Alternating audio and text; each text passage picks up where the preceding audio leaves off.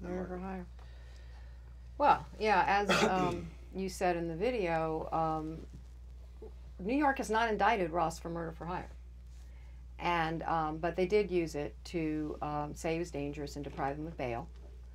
And they did not incorporate, there's a charge in Maryland of that, and they did not incorporate it into their case. And Joshua Draytel says that the fact that they didn't shows it has no merit. If it had merit, they would have incorporated it into their case. The thing about the Maryland indictment is it's 14 months old now. Draytel says it's vulnerable to legal challenges, and it's just sitting there.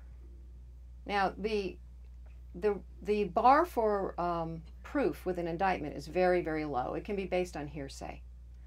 In fact, they say in this country you can indict a ham sandwich, and I would say that's a pretty stale sandwich by now. It's 14 months old, but they keep it there, and it definitely affects public opinion.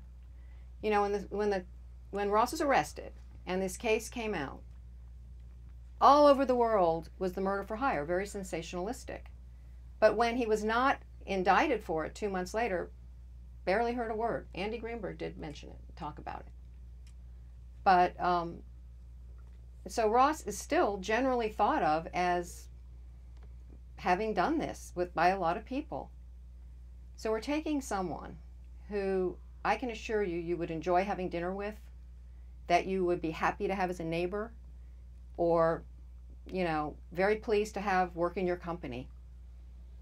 A good person, a stellar human being, being smeared as some kind of thug all over the world based on no evidence whatsoever, and being used prejudicially. Now, they do mention it under another count in the New York case.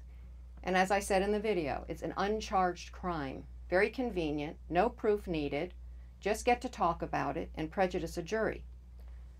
Ross's attorneys have said this needs to be taken out. It's poisoning the trial, and it's depriving Ross of his due process right of a fair trial.